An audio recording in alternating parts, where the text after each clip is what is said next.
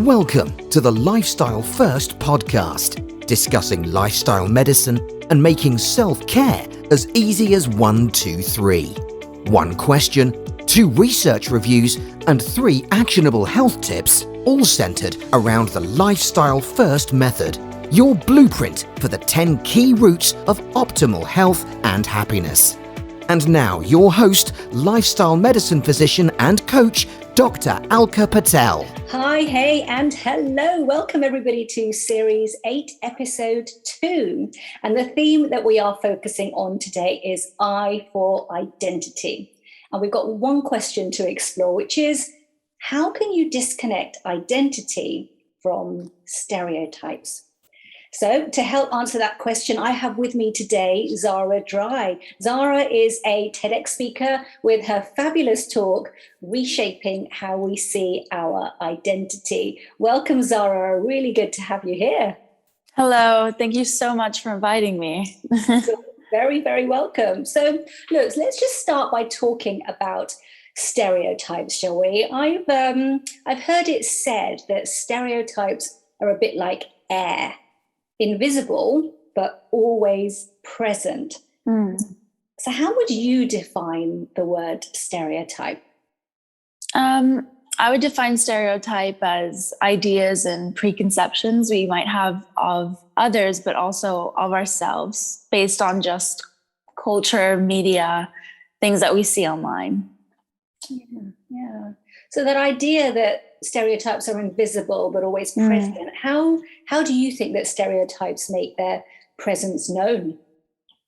Some are more obvious than others, I'd say. I think there's some stereotypes that everybody knows about, that everyone can refer to, but I think a lot of them, since they are invisible, can get into us subconsciously or in ways that we don't even notice. Do you have examples of that from your own experiences?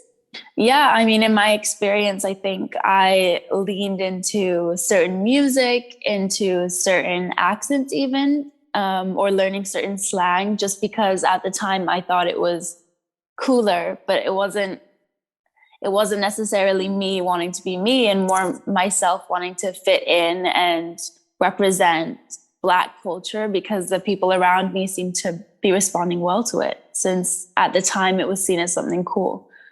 Yeah. So you're right. I guess sort of stereotypes can form unconsciously, can't they? Because when we meet someone for the first time, the first thing I think we do notice is their appearance in milliseconds. And then we do notice, don't we? We notice their gender, we notice their ethnicity, even before they've said anything to us. And then perhaps we hear their voice, and our brain starts to make predictions, and then we listen to what they're saying, and we kind of make decisions on what kind of person they are. Are they funny? Are they eloquent? Are they interesting? And we do this so quickly to get a picture of someone, so that you're right. We've kind of given them an identity before we've even actually known them, and then we group that all together, and before you know it, there's a stereotype, isn't there? Yeah, definitely. Do you think there's something wrong with that? Because we do need to know people, don't we? Do you think there's something inherently wrong in making those very quick decisions or judgments, I guess, about people? I think it can be very problematic because there are a lot of biases that come into play, but I think it's something that's difficult to get rid of completely. I think naturally as human beings, you see something, whether it's a person, a thing, an environment, and you make a judgment of it quickly. That's just how we are programmed to be. But I think with stereotypes specifically, that can affect us in ways that are negative and that play into judging a person's character much before you get to know them. And you're right. I think it's that judgment piece that you mentioned, isn't it? It's okay to perhaps think about someone's identity, but then to attach a judgment onto that is kind of perhaps that link between identity and stereotype as well. But there is a bit of a dichotomy, isn't there? So on the one hand, I think we want to treat people equally. When we treat people equally, we're treating them as if they're the same. And on the other hand, we want to respect everyone's uniqueness. So how do you navigate that? How do you disconnect that little piece about identity and stereotypes, respect somebody's uniqueness, and as well as kind of treat someone fairly and treat everybody equally? How does that work? Yeah, I actually think that's very important. I think there is a confusion between treating people with equality and respect when you get to know them. I think that would mean going into getting to know someone with the same lack of judgment or the same preconceptions as you would anyone, not different stereotypes and different thoughts based on what they look like. But then I also don't love the term, I don't see color, or saying that there's no such thing as race and I don't see any of it, because I still think it's really important to recognize that there are issues for certain classes of people, certain races of people, ethnicities, etc. I don't like when people ignore that either, because it takes away from actual identity, because for some it really is a part of who we are. Yeah. Now, I know you said before that there's a particular poem, isn't there, by Ernestine Johnson that's been really inspirational for you, The Average Black Girl. That's the title of the poem. Do you want to just perhaps share why that's been particularly inspiring for you and what the essence of that poem is? Yeah, I mean, it's a beautiful poem. It's slam poetry, and it begins by talking about her saying, I'm not the average Black girl because I'm not as dark as she is. I don't wear my hair in an afro like she does. And people compliment me on sounding more white and appearing more educated, kind of discrediting Black people as being this educated and put together ethnicity. And she goes on to turn it around and say, maybe I'm not the average Black girl, because the average Black girls that she knew were these great women who were vessels for change and for helping other people and for creating all the progress that we've seen for the Black community. So she just turns it around and says, that's not how Black people see Black girls. The same way when someone compliments somebody by saying, oh, you're not like the average Black person, it's not a compliment at all. And I think some people can be a bit insensitive to that. Yeah. And you also, in your then TEDx talk going on from that, you talk about positive racism as well, don't you? Can you just again expand on that? How is positive and racism in one? Yeah. So it's not really positive at all, but it was the best way I could find terminology for it, because it was so difficult to notice what it was when I felt like I was being picked out and seen as different than other people for so-called positive things. You know, I would be seen as more athletic. I was picked first on teams in school. People would say, oh, you won that race. Of course you did. You're Black, you're Jamaican. Or people would just assume and attach me to certain cultural music, whether it was R&B, rap, and that was seen as very cool at the time. And even though I wasn't even that into it, they would kind of invite me to that party, invite me to this, take me in photos, because it was seen as cool to have a friend who was of darker skin tone or associated with that culture. And how do you respond to that now? Now, I suppose sometimes if I notice it, I take it less personally, but I feel like I've surrounded myself with people who just love me for who I am, just whether or not I look like how I look like, but also that are very receptive to hearing about my perspective on race, on ethnicity, on identity and stereotypes. They love to hear me out, even though they're not themselves people of color, and they love to learn. And I think once I tell most people, hey, this is insensitive, this is offensive, they are receptive to it. And sometimes I have to not take ignorance personally. And that's something I've had to learn, which isn't for everybody. And that sounds really important. Again, not judging judgments with judgments is what you're really saying, aren't you? Which is so important, just to take that pause and reflect back in a more positive, encouraging way, rather than in a defensive way as well, which sometimes is what we see, isn't it, in the press? Yeah. The defensive response rather than the sort of encouraging, so much educational, emotive response as well. So, and there's another book as well, Zahra, the book Brit-ish by Afua Hirsch, and in that she talks about being British, and I think one of the sort of values that are associated with being British is fairness. And so again, we've got that on one side. And on the other hand, we see in the press all the time conversations about immigration being a great British problem. So there always seems to be this tension in our identity and our values. And I just wonder if you've got ways to kind of help resolve some of that. How do we ensure that our identity is consistent with our values and not necessarily compartmentalized into those stereotypical boxes? I think it's so important, and especially now on social media, that we have quite a lot of control of what we're intaking, the kind of news that we read. I think it's really important to, yes, have a collection. So you are seeing different perspective and different views, but I think definitely for people of color, it can get so much of an overload to see so much about immigration. And then on the other hand, see people praising, a rapper or this and that, or a gifted person of color. That is really important to maybe find on Instagram certain pages, certain things like Darkest Hue, The Voice of Color, things that give some positive news or things that give some intellectual commentary on colorism or whatever it may be, whether you're Black, white, or any other ethnicity, to just read up on things and have more of a context when it comes to reading the news and understanding that there is bias when you read certain articles or you read certain prints from different perspectives. That's just how it's going to be if different individuals are writing different articles. Yeah.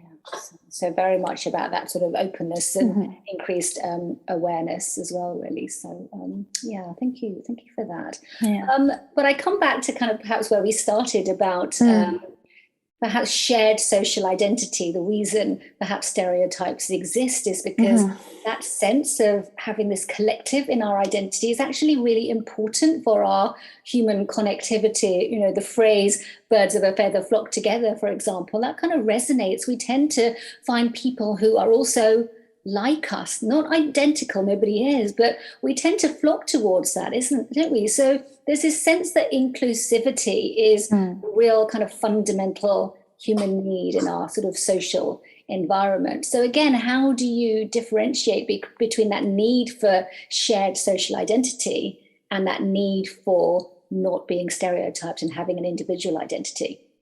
Yeah, I think it's absolute. I think people are always seeking to feel part of a club. I mean, people back in the day, for human beings, some people would rather die than not be part of some kind of tribe or some kind of social group of people. I think we really feel a need to belong no matter where we are. And on the one hand, definitely, at least for me and for other Jamaicans I meet or Black people I meet, there is a big bonding over shared experiences when it comes to stereotypes and racial awareness. But on the other hand, there's taking that support from the group.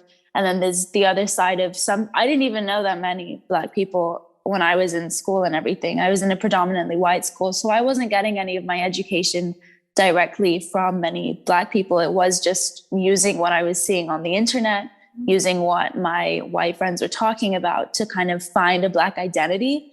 And I think I went the wrong way about it because I just didn't realize that all I needed to do was just get more in contact with people like me, maybe who had similar experiences, and just talk through it normally without forcing myself into certain boxes and categories and stereotypes. Yeah.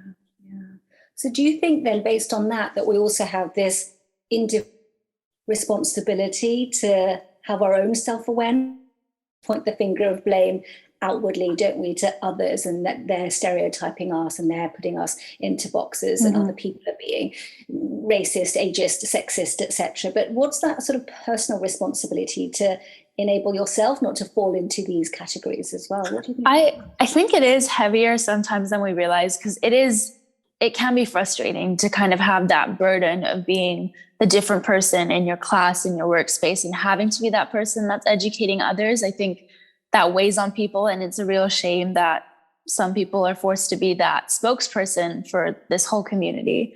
But then I did realize, as I became more educated about my ethnicity, about other ethnicities, etc., the people around me adapted more to knowing what to say and what to do and not saying things that were quite insensitive, because I had friends that really did used to say things that they shouldn't have said or made jokes when I was about 15 or so. And I just would never say anything about it because I didn't really know how to approach the conversation. I didn't want to seem confrontational. But I've gotten to the age now where, for me, I don't even see it as confrontation. I think, if anything, I'm helping that person by saying, hey, that's not the right thing to do at all. And you shouldn't do that because you could hurt some people and you're hurting me as your friend, which is uncomfortable to do, but necessary. Yeah. Well, look, thank you for sharing that sort of openness and honesty about the sort of challenges that still exist, and how you've sort of been able to navigate those with some softness to it. That's really important for these conversations, isn't it? Yeah. And where do you see things in 10 years' time, perhaps? 10 years' time.